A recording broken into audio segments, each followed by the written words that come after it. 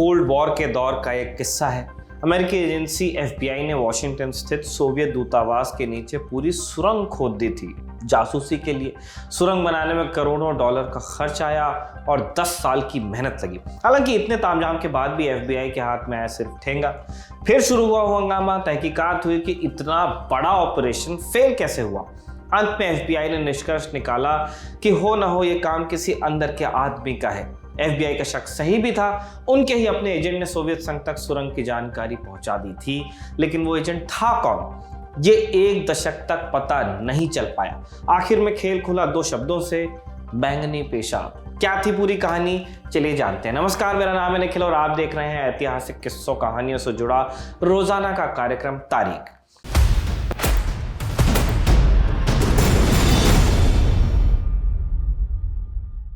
साल 1987 की बात है। रॉबर्ट हैंसन FBI के न्यूयॉर्क वाले ऑफिस में पोस्टेड थे। एक रोज सुबह सुबह उन्हें बॉस का बुलावा आया। खबर बहुत बड़ी थी उनके पास। सोवियत खुफिया एजेंसी KGB के 3 एजेंट रातों रात गायब हो गए थे। FBI चिंता में थी क्योंकि ये तीनों उनके लिए काम कर रहे थे। अंदाजे के अनुसार तीनों को मॉस्को में गिरफ्तार किया गया था और जल्द ही उनकी मौत नजदीक थी। तीनों FBI के बड़े काम के थे और तीनों का एक साथ पकड़ा जाना एक खास संकेत दे रहा था। संकेत ये कि FBI का कोई अपना ही KGB को ये जानकारियां दे रहा था। ये आदमी कौन था, ये ढूंढ निकालने की जिम्मेदारी हैंसन के बॉस ने उन्हें दी। कुछ 5 साल के तहकीकात के बाद वो शख्स पकड़ा गया। इसका नाम अल्ड्रिक एम्स था। एम्स ने CIA और FBI के लिए काम कर रहे सोवियत एजेंट्स की जानकारी KGB तक पहुंचा दी थी। एम्स खुद CIA का एजेंट था, डबल एजेंट भी कह सकते हैं क्योंकि वहां भी जानकारी पहुंचा दी। उसे और उसकी पत्नी को इस मामले में आजीवन कारावास की सजा हुई और केस फौरी तौर पर बंद कर दिया गया। हैंसन इस केस से फारिग हुए और FBI के ही दूसरे डिपार्टमेंट में उनको ट्रांसफर किया गया। उनके लिए मामला खत्म हुआ। लेकिन इस केस का एक दूसरा पहलू भी था जिससे हैंसन बेखबर रहे। KGB एजेंट्स के खुलासे के अलावा 2 और मसले थे जिसे लेकर FBI परेशान थी। पहला, करोड़ों डॉलर और तमाम तामझाम के बाद सोवियत दूतावास के नीचे जो सुरंग बनाई गई थी उससे उन्हें कुछ जानकारी मिली नहीं थी। ये सुरंग 1978 में बनना शुरू हुई थी। वॉशिंगटन DC में मौजूद सोवियत दूतावास से एक नई बिल्डिंग में शिफ्ट होना था। मौका देखकर FBI ने सोचा क्यों ना जासूसी के लिए एक सुरंग तैयार की जाए दूतावास की बिल्डिंग के ठीक नीचे। बिल्डिंग और सुरंग बनाने में पूरे 10 साल लगे, लेकिन अंत में यहां से FBI को एक भी लीक मिला नहीं। मानो सोवियत अधिकारियों को इस सुरंग की जानकारी पहले ही लग गई हो।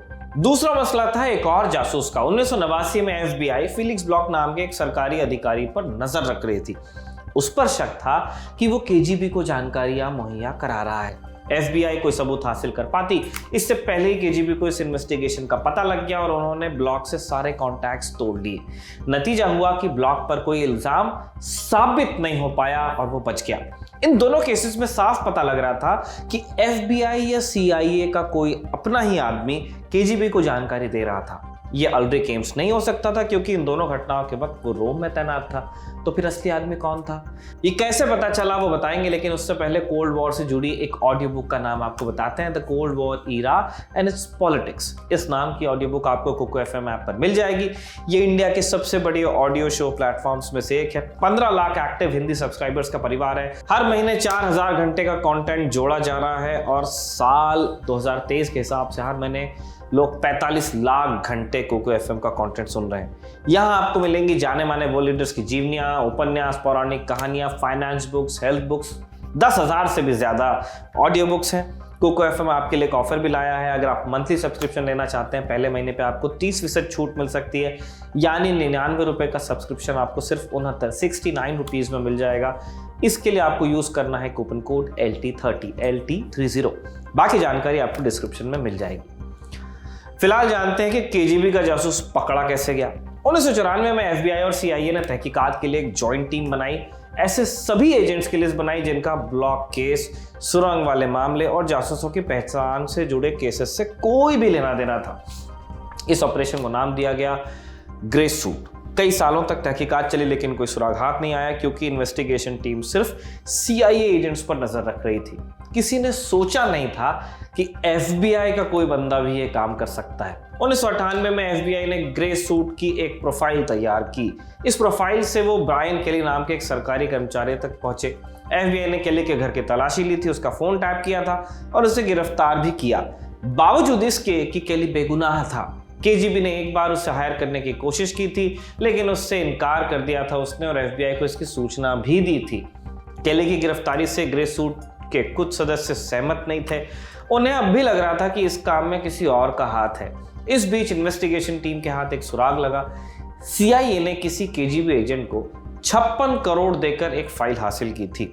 इस फाइल में एक सीक्रेट एजेंट का जिक्र था जिसे KGB ने B कोड नेम दिया था, B। फाइल के साथ एक ऑडियो टेप भी था जिसमें B और KGB एजेंट के बीच की बातचीत रिकॉर्ड थी। इन्वेस्टिगेशन टीम के एक सदस्य माइकल वेक्सपैक को B की आवाज कुछ जानी पहचानी लगी लेकिन काफी सोचने के बाद भी वो याद नहीं कर पाए कि समझ में आ रहा है लेकिन याद नहीं आ रहा कि ये है किसकी आवाज, जानी पहचानी है। फाइल के पन्ने पलटते हुए वेक्सपैक की नजर 2 शब्दों पे गई।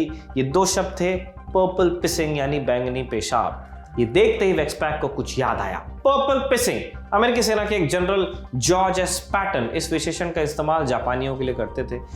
सेकेंड वर्ल्ड वॉर के दौरान जापान अमेरिका का सीधा दुश्मन था और पैटन अक्सर उन्हें दोस पर्पल पिसिंग जापानीज, काफी रेसिस्ट है, कहकर बुलाते थे। इस टर्म के पीछे एक कहानी है कि जापानी लोग अक्सर एक बैंगनी रंग की डाई का इस्तेमाल फंगल इन्फेक्शन के इलाज के लिए करते हैं और पैटर्न के अनुसार इसीलिए उनके पेशाब का रंग बैंगनी हो जाता था। बहरहाल पर्पल पिसिंग को देखते ही वेक्सपैक को याद आया कि कोई और भी था जो इन शब्दों का अक्सर इस्तेमाल करता था। ये और कोई नहीं, उनका ही साथी रॉबर्ट हैंसन था। वही रॉबर्ट हैंसन जिसे 1987 में KGB एजेंट को ढूंढने की जिम्मेदारी दी गई थी, यानी हैंसन खुद अपनी ही तहकीकात कर रहा था। 2 दशकों तक हैंसन ने अमेरिकी खुफिया जानकारी KGB तक पहुंचाई। ऐसे KGB एजेंट जो CIA के लिए काम कर रहे थे उनके नाम उसने KGB को दिए और साथ ही सोवियत संघ के सर्विलांस से जुड़े एक प्रोग्राम की फाइल भी KGB को दे दी थी। हैंसन ने यह सब पैसों के लालच में किया। वो बहुत शातिर तरीके से अपना काम करता था ताकि पकड़ा न जाए। हालांकि 2 बार ऐसे मौके आए थे जब उसकी पोल खुलते खुलते बची। एक बार उसके कंप्यूटर की जांच में पासवर्ड क्रैक करने वाला सॉफ्टवेयर मिला। पूछताछ में उसने बता दिया कि वो प्रिंटर जोड़ने के लिए पासवर्ड क्रैक करने की कोशिश कर रहा था और अधिकारियों ने उसकी इस बात पर विश्वास भी किया। दूसरी बार उसकी पत्नी के भाई ने FBI से कांटेक्ट कर शिकायत की। उसके बिस्तर के नीचे से नोटों की गड्डी मिली थी और अक्सर वो पोलैंड में बसने की बातें भी किया करता था जो 1991 तक सोवियत संघ के प्रभाव में था। इन दोनों मामलों में लापरवाही के चलते वो बच निकला और इसके कारण साल 2000 तक उसका कॉन्फिडेंस आसमान तक पहुंच गया। साल 2000 में उसे खुशखबरी मिली, उसका प्रमोशन हुआ, साथ ही नया ऑफिस और एक असिस्टेंट भी मिला। असिस्टेंट का नाम था एरिक ओ'नील। नील का असली काम हालांकि हैंसन पर नजर रखना था। KGB से मिले ऑडियो टेप में उसकी आवाज सुनने के बाद से ही शक की सुई उस पर थी, हैंसन पे। अधिकारियों को बस अब उसे रंगे हाथ पकड़ना था। FBI में अपने आखिरी दिनों में हैंसन को शक होने लगा था कि उस पर नजर रखी जा रही है। KGB को लिखे अपने आखिरी खत में उसने लिखा, मुझे एक फालतू काम दे दिया गया है जिसमें काम की कोई जानकारी मुझसे होकर नहीं गुजरती। कुछ न कुछ गड़बड़ जरूर है। गड़बड़ होनी हालांकि अभी बाकी थी। 18 फरवरी 2001 की तारीख, हैंसन अपने घर से कार में निकला और कुछ मील दूर जाकर सुनसान जगह उसने एक पार्किंग साइन के ऊपर एक सफेद टेप का टुकड़ा चिपकाया। ये एक सिग्नल था KGB के लिए। कुछ रोज बाद हैंसन फिर उस जगह पे गया।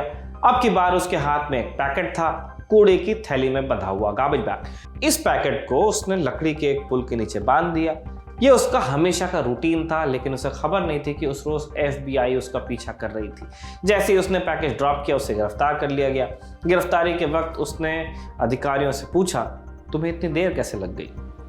हैंसन की गिरफ्तारी अमेरिकी इतिहास का सबसे बड़ा जासूसी स्कैंडल था। उसे सजाए मौत देने की बात हुई, लेकिन फिर सोवियत जासूसी प्रोग्राम की जानकारी साझा करने के एवज में उसकी सजा आजीवन कारावास में बदली गई। फैसले का दिन था 10 मई 2002। इतना बड़ा मामला होने के बावजूद तब इस बात का ज्यादा हंगामा हुआ नहीं।